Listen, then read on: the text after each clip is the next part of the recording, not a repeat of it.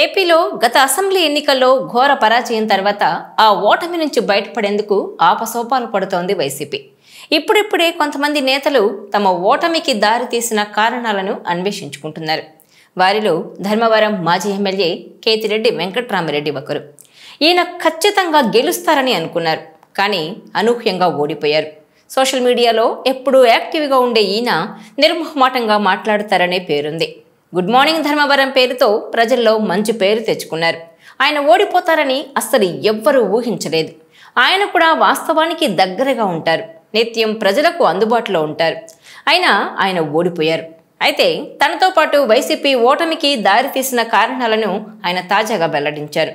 చంద్రబాబు సతీమణి భువనేశ్వరిపై అసెంబ్లీ సాక్షిగా వైసీపీ నేతలు చేసిన కామెంట్స్ కూడా ఓ కారణంగా చెబుతున్నారు కేతిరెడ్డి. ఆ ఘటన తర్వాత చంద్రబాబు కన్నీళ్లు కూడా పెట్టుకున్నారని, దాంతో సింపతి వచ్చిందని వెల్లడించారు. అలాగే అసెంబ్లీలో జరిగిన ఘటనను తమ పార్టీ అధిష్టానం ఖండించి ఉంటే బాగుండేదని అభిప్రాయపడ్డారాయన. ఇక టీడీపీ ఆఫీస్పై దాడి చేయడం కూడా తప్పేనన్న కేతిరెడ్డి తాడిపత్రిలో తన చిన్నాన్న కేతిరెడ్డి పెద్దారెడ్డి జేసీ ప్రభాకర్ రెడ్డి ఇంటిపై దాడికి వెళ్లడం కూడా తప్పేనన్నారు. ఇలాంటివన్నీ తమ పార్టీ ఓటమికి దారితీశాయన్నారు. ఇక జనసేన అధ్యక్షుడు పవన్ కళ్యాణ్ వ్యవహారంలో కూడా తమ పార్టీ అనుసరించిన విధానం, అలాగే ఆయన పట్ల అనుచితంగా మాట్లాడడం కూడా తప్పేనన్నారు.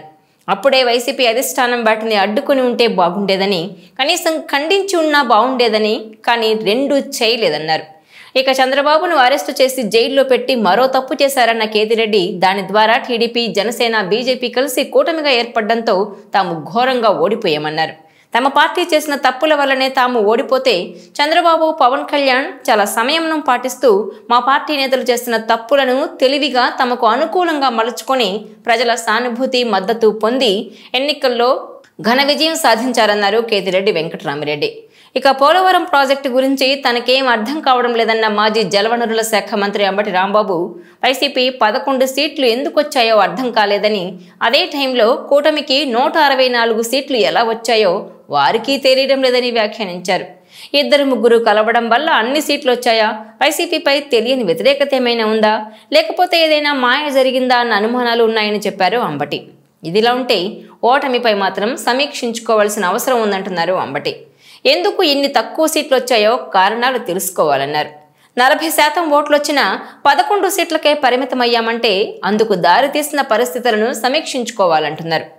ఇక అంబటి రాంబాబు ఓటమికి దారితీసిన పరిస్థితులను తెలుసుకోవాలంటే కేతిరెడ్డి వెంకట్రామిరెడ్డి మాత్రం దానికి కారణాలను కూడా చెప్పేశారు. అంబటి రాంబాబు, కేతిరెడ్డి వ్యాఖ్యలు ఇప్పుడు పార్టీలో చర్చనీయాంశంగా మారాయి. వైసీపీ నేతలకు ఇప్పుడిప్పుడే రియలైజేషన్ కలుగుతోందని అభిప్రాయపడుతున్నారు జనం. ఇలా అధికారంలో ఉన్నప్పుడు వెర్రవీగిన వైసీపీ నేతలు ఇప్పుడు ఒక్కొక్కరుగా ఆనాడు మేము అలా చేయడం తప్పే, ఇలా చేయడం తప్పే అనంటూ చెప్పుకోవడం మాత్రం చేతులు కాలేక ఆకులు పట్టుకున్నట్లే ఉందంటున్నారు రాజకీయ విశ్లేషకులు. టీడీపీతో వైసీపీకి రాజకీయ విభేదాలుంటే రాజకీయంగా తేల్చుకోవాలి, కానీ ఆ రాజకీయ కక్షతో అమరావతిని నాశనం చేసి రాష్ట్రానికి తీరని నష్టం కలిగించారంటున్నారు. సంక్షేమ పథకాల పేరుతో ప్రజలకు డబ్బు పంచేందుకు ఎడాపెడా అప్పులు చేసేసి రాష్ట్రాన్ని అప్పుల ఊబిలో కూరుకుపోయేలా చేశారని అంటున్నారు. ఇప్పుడు ఆ భారం కూడా ప్రజలే మోయాల్సి వస్తోంది కదా అని అంటున్నారు. ఇక ఈ రియలైజేషన్ రావాల్సింది నేతలకు కాదు, అధిష్టానానికి రావాలని సొంత పార్టీ నేతలే సూచిస్తున్నారు. జగన్తో పాటు ఆయన చుట్టూ ఉన్నవాళ్లు పార్టీ ఓటమికి దారితీసిన పరిస్థితులను అన్వేషించి దాని ప్రకారం చర్యలు తీసుకోవాలని సలహాలు ఇచ్చేస్తున్నారు. 7 నెలలైనా ఇప్పటి వరకు జగన్ ఈ అంశంపై సమీక్ష చేయలేదు. పలువురు జిల్లా నేతలతో సమావేశమైన ఓటమికి కారణాలను మాత్రం ఆయన ఆరా తీయలేదు. వచ్చిన నేతలకు తను చెప్పాలనుకున్న విషయాన్ని చెప్పి పంపించేస్తున్నారు. దీంతో వాస్తవాలు తెలియడం లేదు. పైగా జగన్ కూడా ఎక్కువగా బెంగళూరులోనే గడుపుతున్నారు. ఇప్పటికైనా ఆయన జనంలోకి రావాలని కోరుతున్నారు వైసీపీ శ్రేణులు. ఇదిలా ఉంటే వైసీపీ చాలా తప్పులు చేసిందని సొంత పార్టీ నేతలే ఒప్పుకుంటుండడంతో వైసీపీ హయాంలో అరాచకాలపై విచారణ జరిపేందుకు ప్రత్యేకంగా ట్రైబ్యునల్ ఏర్పాటు చేయాలని టీడీపీ పొలిట్ బ్యూరో సమావేశంలో నిర్ణయించారు సీఎం చంద్రబాబు. నిజానికి వైసీపీ పాపాలకు లెక్కలు కట్టి చర్యలు తీసుకోవడానికి ట్రైబ్యునల్ కూడా సరిపోదు. దీనికోసమే ప్రత్యేకంగా ఓ మంత్రిని కూడా నియమించుకొని బాధ్యతలు అప్పగిస్తే బాగుండేదన్న అభిప్రాయం కూడా వ్యక్తమవుతోంది. ఇదిలా ఉంటే ఏపీలో పోలింగ్ పూర్తయిన తర్వాత కూడా ఈసారి భారీ మెజారిటీతో మళ్లీ మనమే అధికారంలోకి రాబోతున్నామని జగన్ చెప్పుకున్నారు. తమకి ఘన విజయం అందిస్తున్నందుకు ఐపాక్ టీం సభ్యులకు కృతజ్ఞతలు కూడా చెప్పారు. వారితో సెల్ఫీలు కూడా దిగారు. కానీ అదే నోటితో ఈవీఎంల కారణంగానే ఓడిపోయామని జగన్ చెప్పుకోవడం ఏంటి? నిజానికి ఎన్నికలకు ఏడాది ముందే జగన్ తనను కలిశారని, అప్పుడే సంక్షేమ పథకాలతో గెలిచే అవకాశం లేదని చెప్పానని ఎన్నికల వ్యూహకర్త ప్రశాంత్ కిషోర్ చెప్పారు. అంటే అప్పటికే తన ఓటమి ఖాయమని జగన్ గ్రహించారు. అయినా 175కు 175 కొడుతున్నామంటూ పార్టీలో అందరినీ మభ్యపెట్టారు.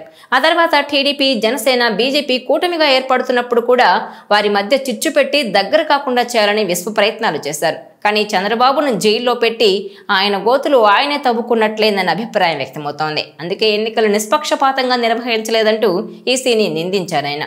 ఇక ఓడిపోతామోనన్న భయంతోనే అభ్యర్థులను మార్చేశారు కూడా. కనీసం సంక్షేమ పథకాల వలన తమకు గౌరవప్రదమైన సీట్లైనా వస్తాయనుకున్నారు జగన్.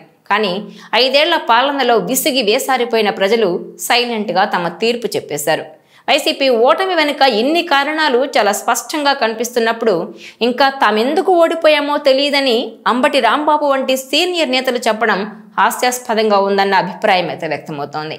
ఇప్పటికైనా తమ ధోరణి మార్చుకోకపోతే నియోజకవర్గం ఇన్ఛార్జీలను ఎంతమందిని మార్చినా వైసీపీని ఎవ్వరూ కాపాడలేరంటున్నారు. ఈ వీడియో మీకు నచ్చినట్లయితే please share, like and subscribe R24 Telugu.